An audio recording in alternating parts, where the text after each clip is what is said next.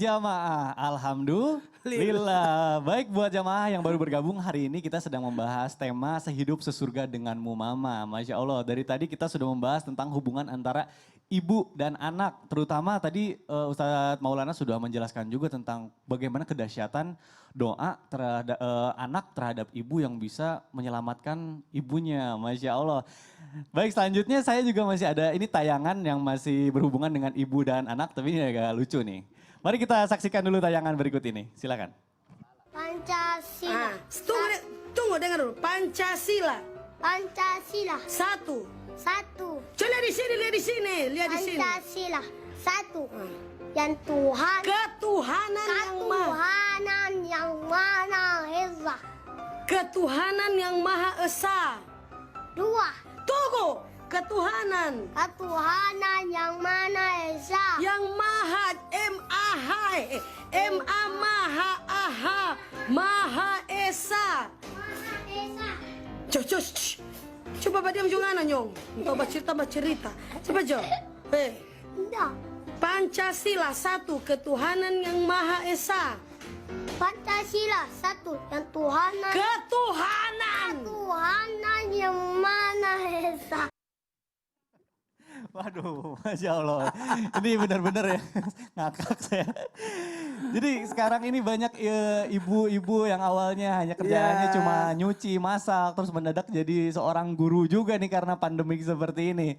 Nah Ustadz Maulana, apakah benar bahwa sebenarnya anak itu bukan ujian kesabaran, tapi adalah orang yang mengajarkan betapa pentingnya rasa sabar, justru anak lah yang mengajarkan rasa sabar. Anak itu adalah guru kesabaran buat orang tua. Jadi sebenarnya tuh gimana sih kalau misalnya anak itu sulit diatur bahkan hingga dewasa terus malah menyusahkan orang tuanya atau ibunya. Sebenarnya bagaimana sih yang dikatakan oleh Islam bahwa anak itu adalah sebagai guru mengenai kesabaran? Mohon penjelasannya silakan Ustadz Maulana.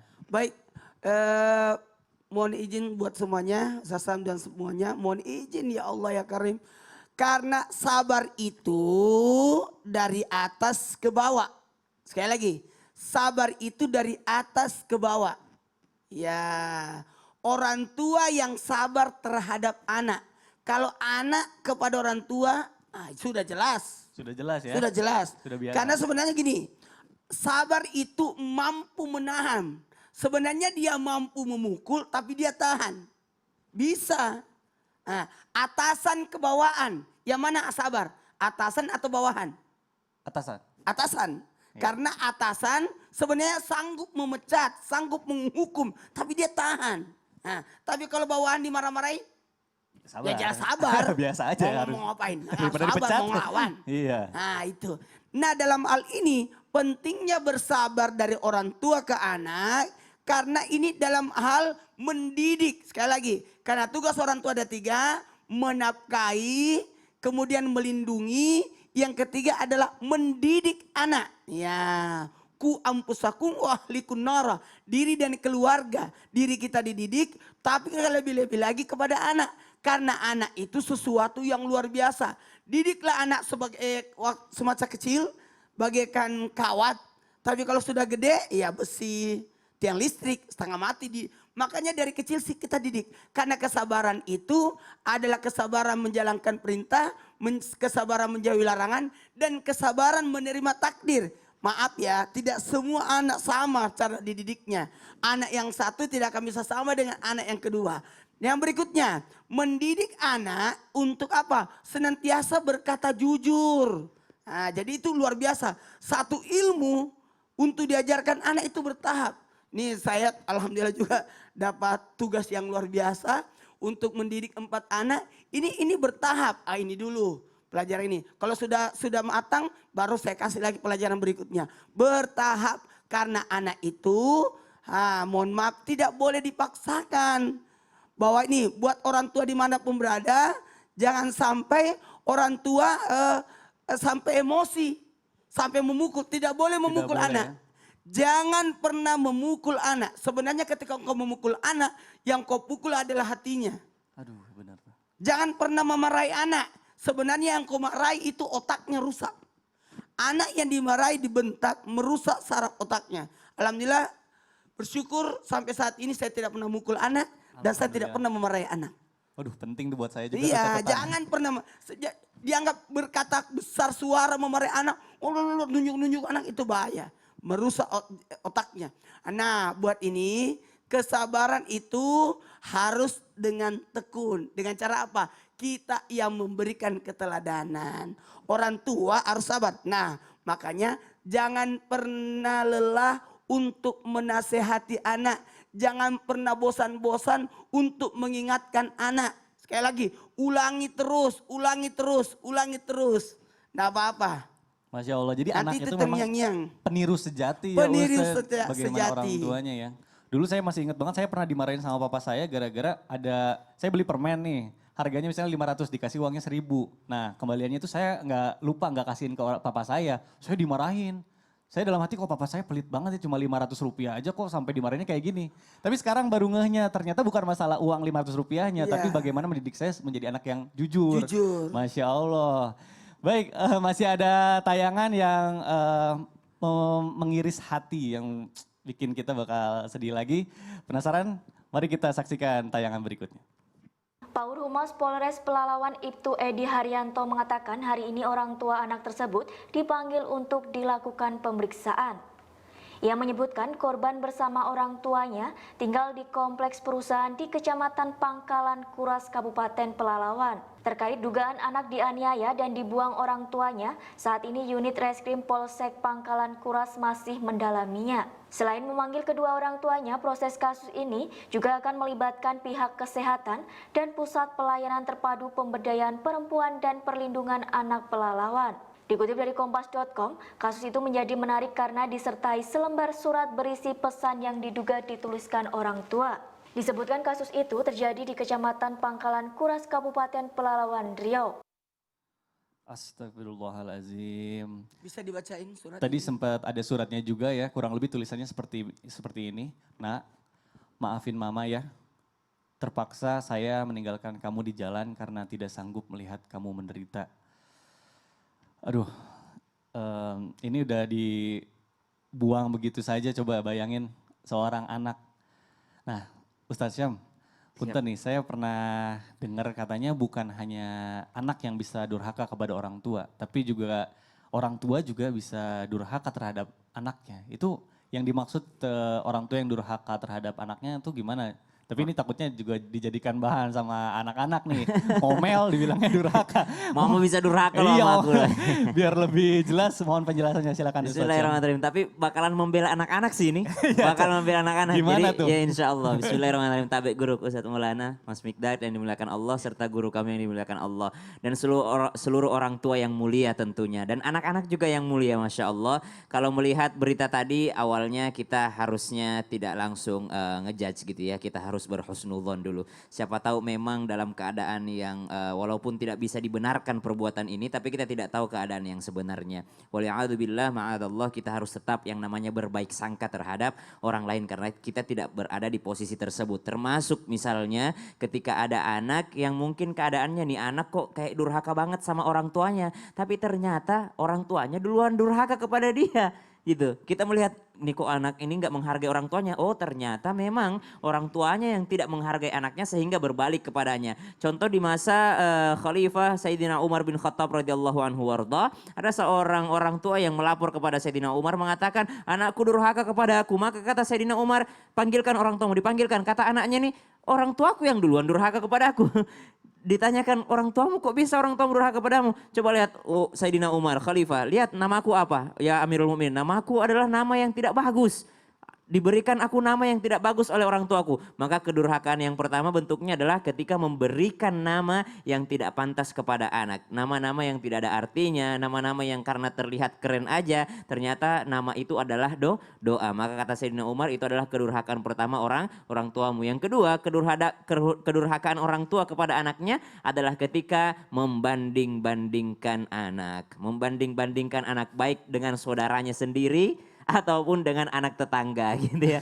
Karena banyak banget yang kayak gitu. Padahal masing-masing orang punya kecerdasannya masing-masing. Gak semua orang harus hafal Quran, gak semua. Gak semua orang harus jadi ustadz, gak semua orang harus jadi hafiz Al-Quran. Ada mungkin di antara kita ulama-ulama yang berbeda bidangnya gitu. Yang penting dia adalah seorang anak yang saleh.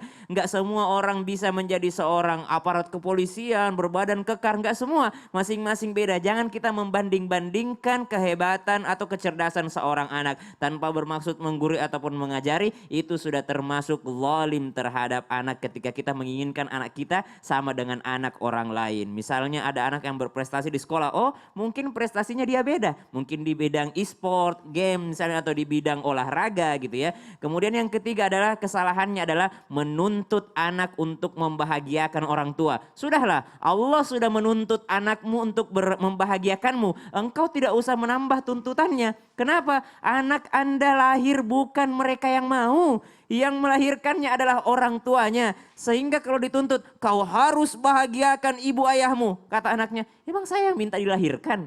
Saya nggak pernah minta dilahirkan loh. Saya nggak pernah minta lahir dari orang tua seperti ayah dan ibu gitu. Tapi ini bukan dalam maksud kita mendurhakai orang tua kita. Ini saling mengingatkan bahwa ketika kita menjadi orang tua, anak adalah amanah dari Allah Subhanahu wa taala, bukan sesuatu yang harus dituntut untuk membahagiakan orang tua. Karena tugas membahagiakan adalah tugas diri masing-masing. Masya Allah, jadi bukan tugas orang tua atau tugas Bukan orang anak. lain, bukan tugas anak membahagiakan kita, tapi tugas diri kita membahagiakan diri kita.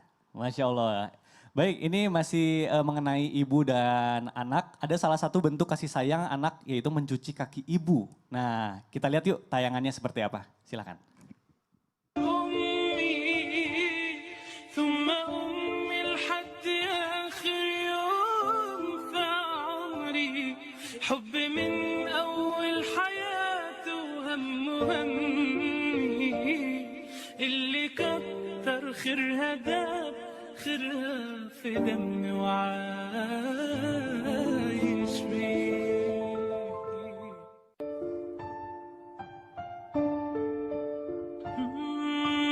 أمي ثم أمي لحد آخر يوم في عمري. Masya Allah, ini buat anak-anak milenial nih kadang udah lupa atau gengsi buat melakukan hal seperti ini nih. Saya jadi kangen mama saya nih. Nah Ustadz Maulana, dalam Islam apa benar ada cara-cara yang sudah jarang dilakukan oleh para anak? Tapi ini adalah salah satu cara agar mendapatkan jaminan sehidup sesurga dengan ibu dan juga pembuka pintu rezeki. Oke. Masya Allah. Izin Silakan. Sosam dan Mikdad dan semuanya, saya langsung praktek aja ya. Nah. Saya minta tolong alat peraganya Mikdad. Oh boleh sini Bawa. saya ambil.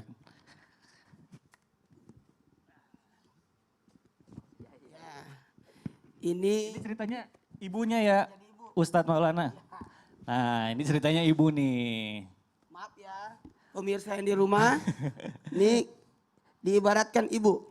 Nah mohon izin kepada semuanya, kita langsung praktek aja. Gimana cara berbakti sama orang tua yang mungkin sudah dilupakan orang. Yang pertama, kepada orang tua tidak boleh menutup hidung di depan orang tua. Tidak boleh menutupi hidung. Tidak boleh menutup hidung di depan orang tua. Jadi jangan seakan-akan engkau jijik orang tuamu bau, nggak boleh. Oh kebauan gitu. Nggak gini. bisa, walaupun ya pura-pura, nggak boleh. Nggak boleh. Kenapa ibu? Aduh. Nggak bisa. Ah, itu yang pertama dulu. Saya mau sampaikan dalam hal ini apalagi dalam hal memanggil. Jangan pernah menyebut nama ibu. Tidak boleh menyebut nama ibu. Namanya ibu tidak boleh. Tapi kedudukannya ibu. Masya Allah. Umi, ibu, mama, bunda, saking dekat. Jadi maaf, nama ibu saya kan Mas Sita. Iya. Mas Sita. Awalnya anak saya yang keempat kan namanya Mas Sita waktu meninggal ibu. Oh, Saya iya. kasih nama Mas Sita. Oh saudara-saudara saya protes. Waduh nggak enak manggilnya. Kan nama ibu. Tidak, Mas Sita Tundaira. Ternyata setelah lama, oh iya ya. Supaya kita ingat orang tua. Kemudian apa lagi? Menjawab panggilan dengan panggilan yang santun. Itu dulu. Sekarang. Nih, kemudian memberikan sesuatu. Inilah memberikan sesuatu kepada orang tua, apapun yang kita bisa berikan. Sesuatu yang mungkin kita anggap remeh, tapi itu sesuatu yang berharga buat orang tua. benar. Mau makan, makanan kesukaan orang tua. Maaf, saya tidak pernah makan kepiting selama orang tua masih hidup. Kenapa Ustaz? Karena orang tua saya suka makan kepiting. Oh. Jadi aku biasanya airnya doang aku minum. Tapi setelah itu terakhir mencium.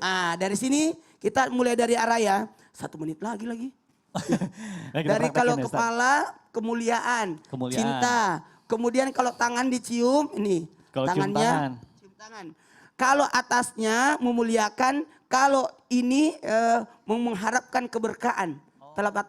Jadi kalau dicium Balik gitu ya? ya harusnya bolak-balik. Kalau ini kemuliaan mohon keberkahan. Oh, ini keberkahan. Iya, tapi kalau dalam hal menarik tangan orang tua, tidak boleh tangannya orang tua yang ditarik. Tapi kepala anak yang menuju ke tangan anak. Kita Orang yang tua. nyamperin ya, Ustaz Coba ya. praktek. Iya, bukannya kita yang begini ya? Ya, Tapi kita yang samperin. kita yang maju. Oh, Nah, begini ya, tidak Ustaz boleh ya. tangan orang tua yang ditarik, tapi kepala kita yang maju. Kemudian dalam al kaki, dalam al kaki kaki. gimana nih? Tidak boleh kaki orang tua direndam. Oh, bukan direndam ya, Ustadz ya? Masuk angin orang tuanya.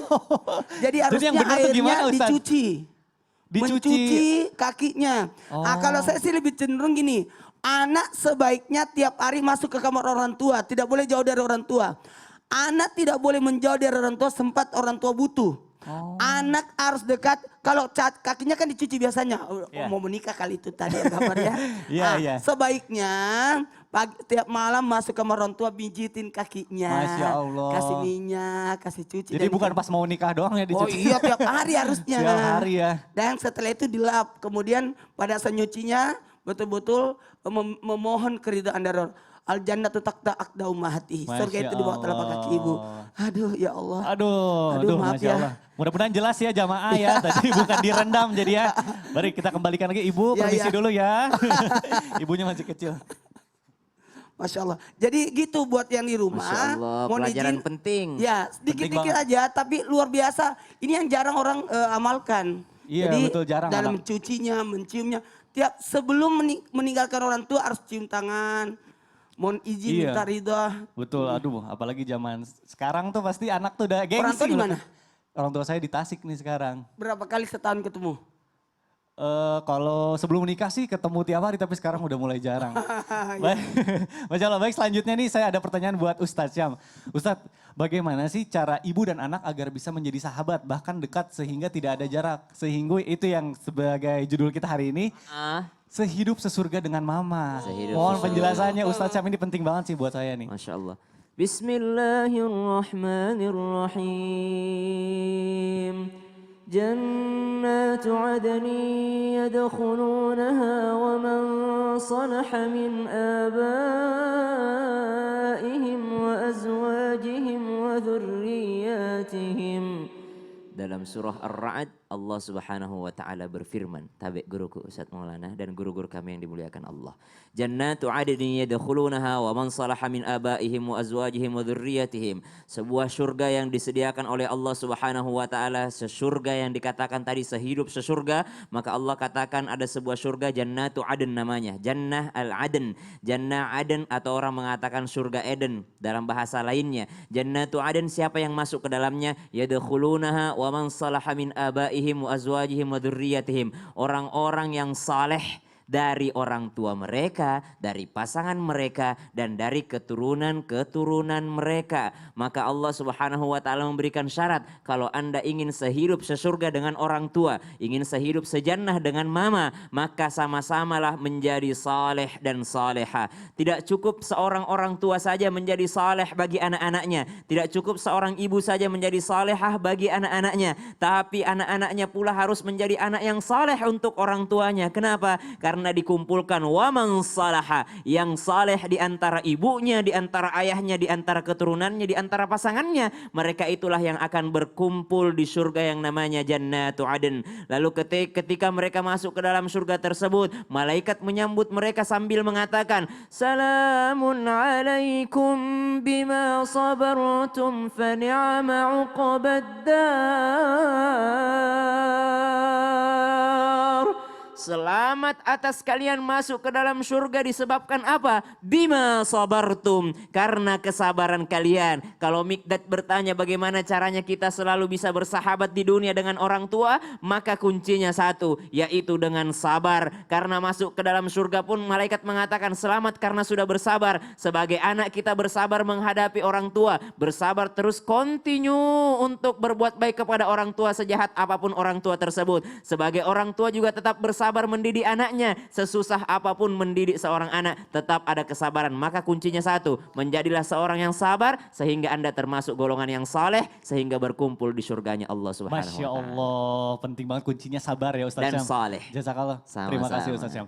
Baik jamaah, sekarang kita sudah terhubung dengan jamaah yang ada di rumah yang sudah memberikan pertanyaan dan sekarang mau curhat ke sosial media kita Islam Itu Indah. Baik, kita langsung aja sapa jamaah yang ada di rumahnya. Assalamualaikum warahmatullahi wabarakatuh. Waalaikumsalam warahmatullahi wabarakatuh. Baik Ibu, silahkan langsung aja sampaikan pertanyaannya kepada guru-guru kita. Baik. Assalamualaikum warahmatullahi wabarakatuh. Waalaikumsalam Ustaz warahmatullahi Maulana, wabarakatuh. Ustadz Syam. Saya seorang janda, 44 tahun. Saya sering sakit-sakitan dan sudah lama bekerja bertahun-tahun. Nah, beberapa bulan yang lalu saya mendapat penghasilan dari uang haram, yaitu dari seorang pria yang mencintai saya dan saya juga mencintai dia. Bahkan dia menjamin hidup saya secara materi. Saya takut dosa, makanya saya ingin bertobat.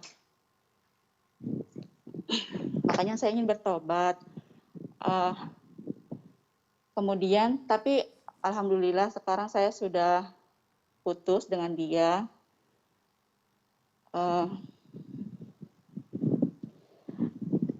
Saya juga yang saya takutkan, saya katanya tertolak doa seseorang apabila di dalam perutnya masih ada makan haram, minuman haram, serta pakaian haram.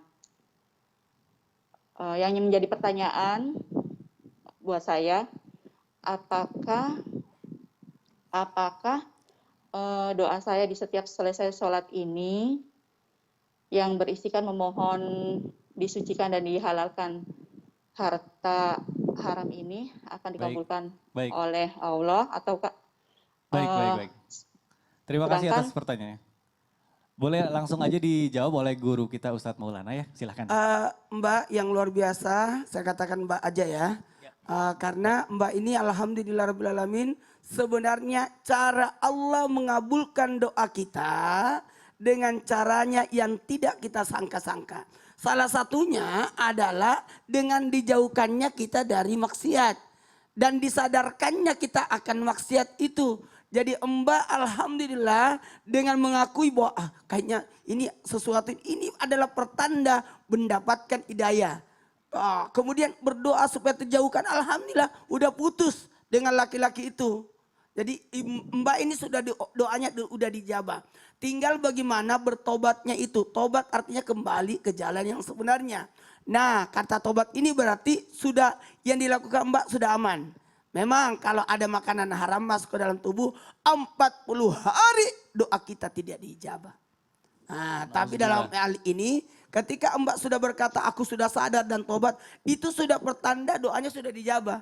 Karena ketika orang bertobat udah terhapus. Masya Allah. Udah terhapus. Nah, cuma Amin, caranya aja berjanji tidak mengulangi, meninggalkan. Yang paling baik adalah ciri orang yang sudah bertobat itu disibukkan dengan kebaikan sehingga tidak ada lagi keinginan untuk melakukan dosa lagi. Masya Allah.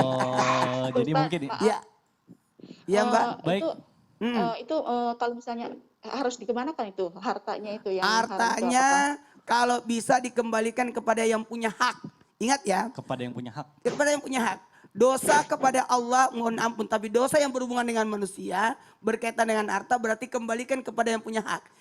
Mbak, itu harta itu punya siapa? Berarti punyanya istrinya atau anak-anaknya, suami itu, laki-laki itu. Masya Boleh Allah. dikembalikan ke sana. Nah, Mbak, jadi siapa tahu ini adalah jalan, ini jawaban dari Allah Ya Subhanahu wa justru taala. silaturahmi yang luar biasa. Silaturahmi yang luar biasa. Baik, Mbak, boleh ditahan dulu ya, jangan dulu dimatikan karena setelah ini insya Allah nanti kita akan berdoa bersama guru-guru kita. Jamaah yang di rumah juga boleh ikut berdoa sekaligus mengaminkan ya. Tetap di Islam itu indah. Jamaah, oh jamaah, alhamdulillah.